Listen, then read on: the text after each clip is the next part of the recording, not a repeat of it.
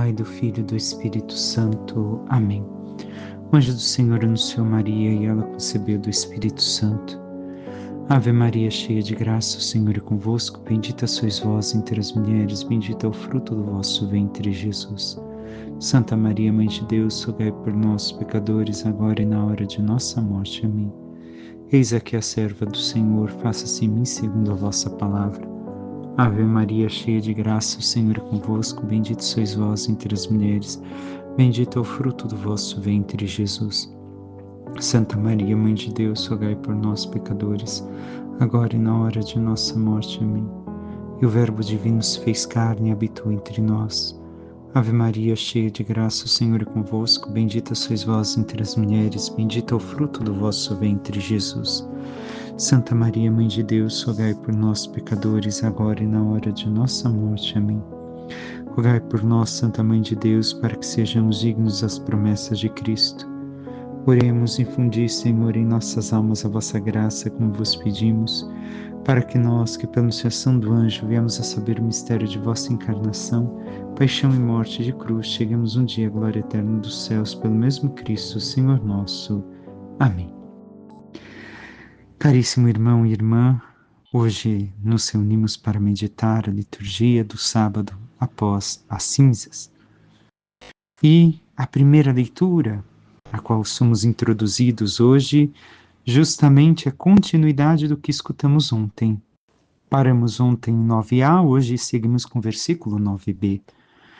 Então, continuamos vendo as promessas que o Senhor faz, as obras de misericórdia, chamadas uma vez mais para que nós saibamos viver, e também a chamada de atenção do Senhor, de como devemos de realizar, de fazer as coisas que Ele nos pede, não de forma superficial, mas na intimidade profunda com Ele, na verdadeira vida da graça, na vida sobrenatural. Escutemos. Assim fala o Senhor. Se destruíres teus instrumentos de opressão e deixares os hábitos autoritários, a linguagem maldosa, se acolheres de coração aberto o indigente e prestares todo o socorro ao necessitado, nascerá nas trevas a tua luz e tua vida obscura será como o meio-dia. Bem, isso é claro, é objetivo, parcialmente para nós, porque sempre temos a leitura material da situação, do fato, mas recordemos, também devemos de elevar a um nível espiritual, porque uma coisa e outra caminham juntas. E se destruíres teus instrumentos de opressão, quais são os instrumentos de opressão que nós usamos para com os outros? Às vezes não manifestamos diretamente à pessoa, para que ela sinta a opressão que nós fazemos, mas fazemos de forma sorrateira, de forma escondida, de forma silenciosa dentro do nosso coração. Um exemplo, de forma sorrateira nós falarmos e contarmos certas coisas para os demais, para que distratem também o irmão, como nós distratamos algumas vezes, por causa de uma ofensa, uma chateação, ou alguma coisa que a pessoa nos fez, ou deixou de nos fazer. E nós temos deixado, destruído, estes instrumentos que atuam dentro da nossa humanidade decaída pelo pecado, o pecado que não é invenção humana, mas diabólica, e buscamos viver como Jesus, Ele que é o verdadeiro homem, a imagem do homem perfeito. E ao lado do instrumento de opressão, e deixares os hábitos autoritários, a linguagem maldosa. Devemos de recordar, uma coisa é ter autoridade, outra coisa é ser autoritário. Ter autoridade é conhecer e saber falar e aplicar tudo aquilo que conhecemos para que seja feita as coisas de forma correta. Outra coisa é um autoritário que, mesmo estando errado, se impõe e quer que as coisas sejam do jeito dele. Mas caminha os hábitos autoritários, a linguagem maldosa, a língua que amaldiçoa, que só fala o mal, que não proclama o bem, que só critica.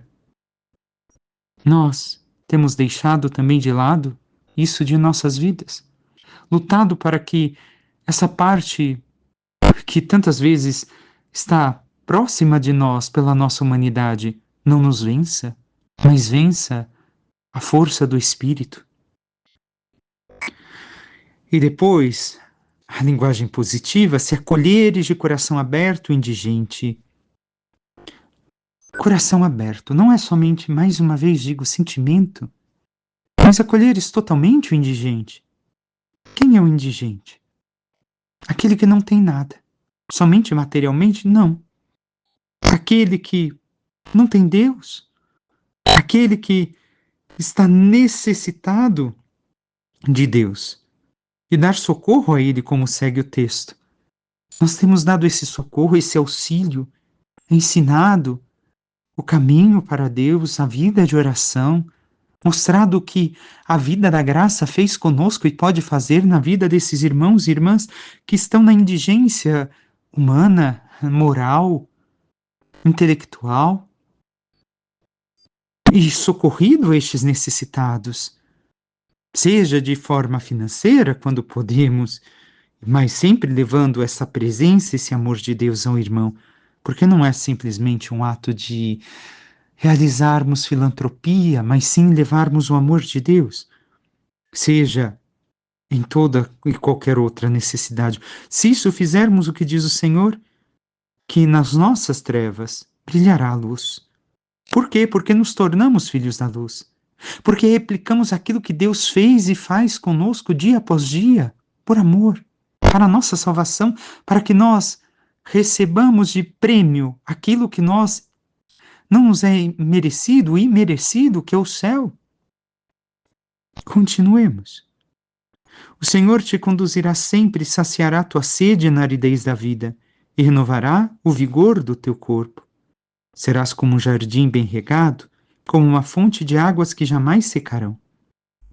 O próprio Senhor, ao ver a nossa total entrega a Ele, abandonando tudo aquilo que despreza os demais, que falha no amor a Deus e ao próximo, Ele mesmo será a fonte que nos sacia.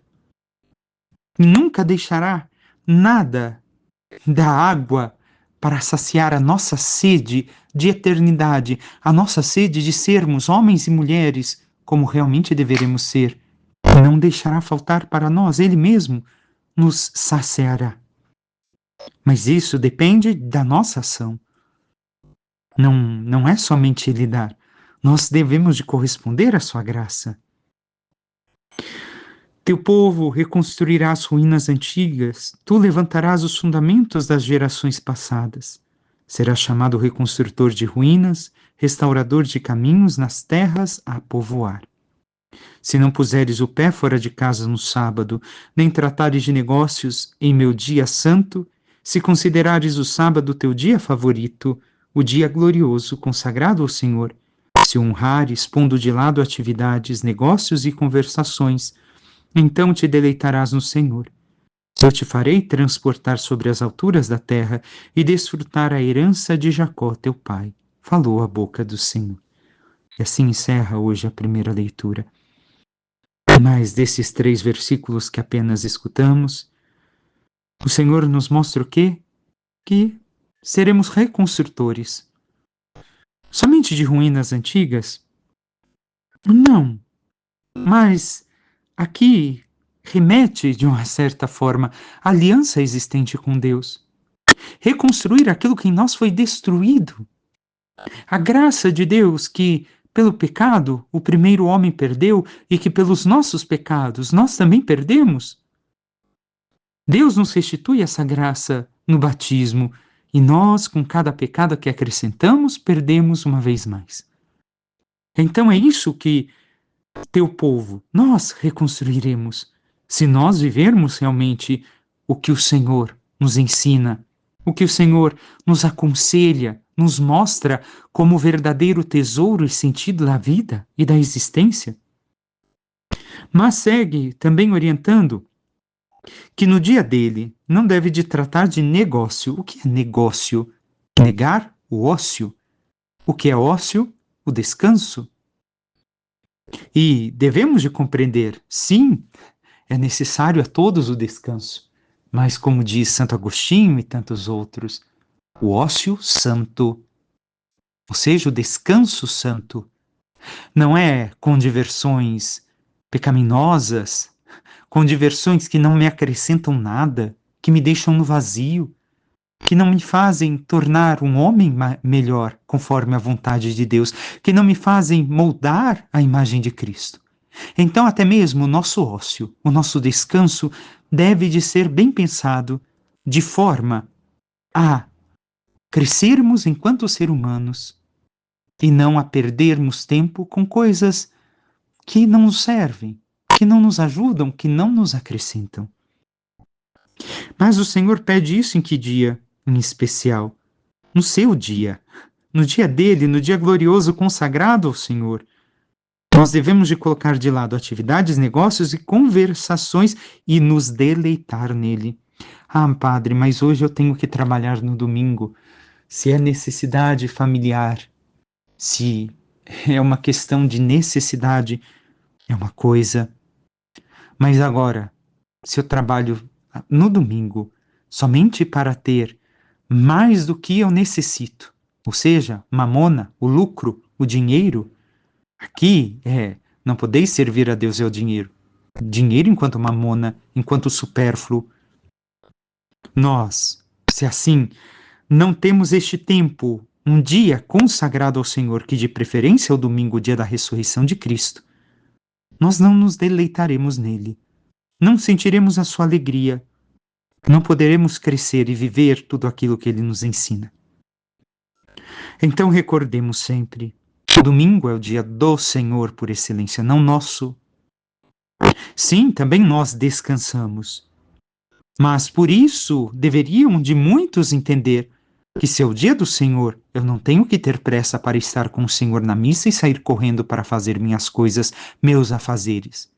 Mas é um dia que de forma especial quero estar mais com Ele, sem deixar minha família de lado. Mas eu quero ter um momento mais especial, mais íntimo com Ele, porque ao longo dos outros dias estive trabalhando, correndo, realizando, fazendo, e agora, nesse dia de descanso, eu quero estar na intimidade com o Senhor. Uma parcela do meu dia tem que ser para Ele. E nós entendemos isso? Infelizmente, enquanto sacerdote, em poucos anos de sacerdócio, eu vejo que não. Que muita gente não entendeu. Quer ir para a missa, como já disse outras vezes, para cumprir preceito e bater cartão. E não compreenderam que é o dia do Senhor. E acham que é o seu dia, meu descanso, para fazer o que eu quero. E o Senhor ficou aonde? Quando você vai se deleitar no Senhor? Na eternidade? Creio que não. Porque a eternidade começa com a nossa busca de Deus agora, com a nossa vivência com Ele agora. Ao buscá-lo, conhecê-lo, amá-lo, servi-lo, estar com Ele, também com nossa família, unidos com Deus. E temos realizado tudo isso. Espero que aqueles que me escutam, sim, mas infelizmente, pela minha experiência, vejo que muita gente, em especial de missa de domingo, não age assim. Simplesmente querem ir cumprir preceito e acabou. E volto para as minhas diversões, bebedeiras, e depois com tudo isso, aliás, estar com os amigos que começam brigas, discussões, por quê? Porque eu não vivi um ócio santo. Eu vivi uma diversão libertina, em certos aspectos, onde Deus ficou de lado, onde o que o Senhor me ensinou, até mesmo na missa que participei, eu já esqueci. E ali, ao invés de viver na graça, ao cabo vivendo a desgraça, porque vivi egoisticamente. E é isso que a leitura de ontem nos chamava e continua a nos chamar hoje, o Senhor, a não pensar somente em nós, a derrotarmos o nosso egoísmo. E ao recordar uma vez mais o jejum também, recorda que devemos, pelo jejum, treinar a nossa vontade. É assim que treinamos a nossa vontade, para crescermos na vontade de Deus. Passemos agora ao Salmo brevemente. Diz o refrão: ensinai-me os vossos caminhos e na vossa verdade andarei. Mais adiante diz: piedade de mim, ó Senhor, porque clamo por vós todo dia. Animai e alegrai vosso servo, pois a vós eu elevo a minha alma. Realmente, nós constantemente pedimos que o Senhor tenha piedade de nós, reconhecendo quem somos, reconhecemos o quanto necessitamos dele. Temos esta alegria de elevar a nossa alma a Deus, ou nem sempre, ou só nos momentos oportunos de oração e o resto do tempo nos desconectamos de Deus. Ah, mas eu preciso trabalhar, eu preciso fazer isso e aquilo. Sim, mas não por isso eu preciso me desligar de Deus. Eu posso realizar tudo debaixo da sua graça, em união com Ele. E tenho feito, tenho vivido para Ele. Minha alma tem sede de Deus, como diz o Salmo. Tenho buscado com todo o fervor do meu coração, constantemente. Passemos agora ao Evangelho. Hoje escutamos São Lucas. Naquele tempo, Jesus viu um cobrador de impostos chamado Levi, sentado na coletoria. Jesus lhe disse: segue-me. Levi deixou tudo, levantou-se e o seguiu. Depois Levi preparou em casa um grande banquete para Jesus. Estava aí grande número de cobradores de impostos e outras pessoas sentadas à mesa com eles. Os fariseus e seus mestres da lei murmuravam e diziam aos discípulos de Jesus: por que vós comeis e bebeis com os cobradores de impostos e com os pecadores? Jesus respondeu: os que são sadios não precisam de médico, mas sim os que estão doentes. Eu não vim chamar os justos, mas sim os pecadores para a conversão. Palavra da salvação, glória a vós, Senhor. Caríssimo irmão e irmã, o que podemos hoje aprender deste seguimento que Mateus faz a Jesus? Não repetirei algo que já falei em uma missa dominical no ano passado, mas alguns tópicos que eu me recordo. Mas vamos falar de algumas coisas que tem para nós em relação à nossa quaresma, em relação àquilo que o Senhor nos chama dia após dia na nossa vida. Primeira coisa, Jesus viu o cobrador de impostos e lhe disse: segue-me. E assim Levi, ou Mateus, o seguiu. Vai dizer São Beda uma coisa muito importante que nos passa desapercebido. Jesus olhou com o olhar interno de seu amor, que com os olhos corporais, mais com o olhar interno do que com os olhos corporais. Jesus viu o publicano e, porque o amou, o elegeu e lhe disse: segue-me, que quer dizer, imita-me. Devemos de ter claro isso, que nem sempre nós recordamos. Nós colocamos seguir como estar atrás, mas Jesus também indica conseguir imitá-lo, como os apóstolos fizeram. Jesus olhou profundamente a Mateus. E com esse olhar de amor, Mateus se sentiu tão tocado que deixou tudo, levantou e seguiu a Jesus. E aqui cabe o questionamento a nós. Jesus também nos olhou e nos olha. E muitas vezes nos diz: segue-me, imita-me.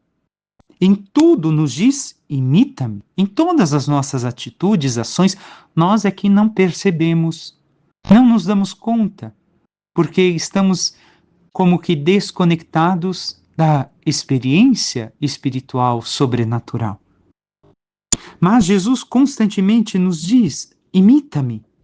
E nós temos imitado, temos seguido em todas as ações, em tudo aquilo que ele nos diz. É um esforço diário, é contínuo, é dia após dia. Estamos falando de conversão, quaresma, tempo de conversão. Mas o que mais nos aponta o Evangelho? Mateus preparou um grande banquete e acolheu os cobradores de impostos e um grande número de pessoas sentadas à mesa com eles, e Jesus ali estava. Aqui há uma lição através da resposta que será dada depois por Jesus, mas já nesse fato que acontece a cada um de nós.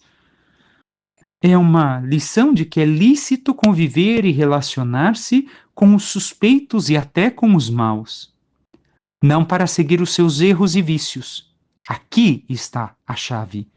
Mas, excluído este perigo, para os aconselhar e converter, empregadas as cautelas e os meios de que se serve o médico no trato dos enfermos. Nós devemos de ter isso claro. Podemos conviver? Sim, como médicos, imitando a Jesus. Mas devemos de ter a cautela, porque até mesmo o médico, diante de uma doença que é contagiosa, tem seus cuidados. Não vai simplesmente com cara e coragem cuidar, mas sabe que deve ter alguns cuidados para não contagiar a si e assim também poder cuidar de outros pacientes. E aqui é uma coisa que devemos estar muito atentos no nosso crescimento espiritual. Ai, porque eu me converti e Deus fez isso, fez aquilo, agora eu vou entrar no meio daquelas pessoas e vou. Espera, se a tua fraqueza está ali, não vá. Se você não está completamente, poderíamos dizer, fortalecido na sua natureza humana pela graça de Deus, não entre. Pode ser uma armadilha. Por quê? Porque você estando ali, você pode retornar à sua fraqueza e ter uma queda muito pior do que antes, porque agora você conhece a Deus. Então, muito cuidado. Devo de me aproximar de todos os maus, dos suspeitos, ajudar, ensinar, mas se eu sei que eu tenho risco de voltar ao meu erro e ao meu vício, ainda não é tempo de eu estar ali. É tempo de eu estar com o Divino Mestre e de ser curado por ele até o momento oportuno onde, vendo a fortaleza que Deus criou em mim, eu posso realizar a sua obra no meio dessas pessoas. É como alguém que tem problema com álcool, que frequentou o Alcoólico Anônimo. O que acontece? Deve de evitar o primeiro gole. Mas se ele vai num lugar onde todos estão bebendo e enfiam bebida na sua cara e talvez até na sua boca, como vai evitar? Ou ainda quem está se livrando das drogas. A mesma coisa é o sentido espiritual dos vícios, erros e pecados. Se eu sei que estar ali vai, ao invés de eu ajudar o outro, eu é que vou me causar um dano, é melhor que eu ainda não vá. Tenho que ser ainda curado pelo Divino Mestre. E por fim, aqueles que murmuram contra os discípulos, aqui é contra os discípulos, nos outros evangelhos é contra Jesus. Por que comeis e bebeis com cobradores de impostos e com pecadores? Por que estáis aí no meio deles? Eles estão imitando a Jesus, sendo compassivos, sendo amorosos, para ajudar a salvar estas almas, aconselhando, corrigindo. E Jesus respondeu o quê? Os que são sadios não precisam de médico, mas sim os que estão doentes. E Jesus encerra o evangelho de hoje falando que veio dar o remédio. Qual remédio? Conversão. Está na primeira leitura, está no nosso tempo quaresmal. Eu não vim chamar os justos, mas sim os pecadores. Nós devemos de recordar quando necessitamos de medicamento, quando estamos doentes. Devemos de recordar então que somos doentes da alma. O pecado é uma grande doença, uma grande enfermidade que nos afeta e que nós necessitamos do medicamento contra o pecado que o próprio Cristo Jesus nos dá. A sua presença, a sua graça, o seu espírito, a vida nova. E temos estado com Jesus para receber dele a cura que necessitamos. Temos aceitado ele como o remédio de nossa alma ou temos rejeitado como os fariseus, nos sentindo melhores que os demais e que já estou curado e livre do meu pecado, da minha lepra e não preciso me preocupar com nada. Se somos assim, perdemos a oportunidade, como os fariseus. E por fim, para encerrarmos, Mateus, sendo tocado e curado já parcialmente por Jesus, não admirou Jesus, mas seguiu a Jesus. O imitou. E nós? Temos admirado a Jesus ou imitado? Ou seguido? Peçamos à Santíssima Virgem Maria, nossa Mãe, que interceda por cada um de nós e nos ajude a cada vez mais abrirmos o nosso coração ao chamado de seu Filho amado e, correspondendo ao seu amor, possamos nos lançar no seu seguimento e imitação, morrendo cada vez mais para o nosso egoísmo e vivendo cada vez mais ao amor a Deus e no amor a Deus, ao amor ao próximo, para que, deixando frutificar em nós a graça da vida divina, possamos participar um dia da glória dos céus. Louvado seja nosso Senhor Jesus Cristo, para que sempre seja louvado. Por intercessão da Santíssima Virgem Maria, de todos os santos e anjos de Deus, desça sobre vós, vossas famílias, e tudo que vos pertence, a bênção do Deus Todo-Poderoso, Pai, Filho e Espírito Santo. Amém. Um excelente e abençoado dia a todos.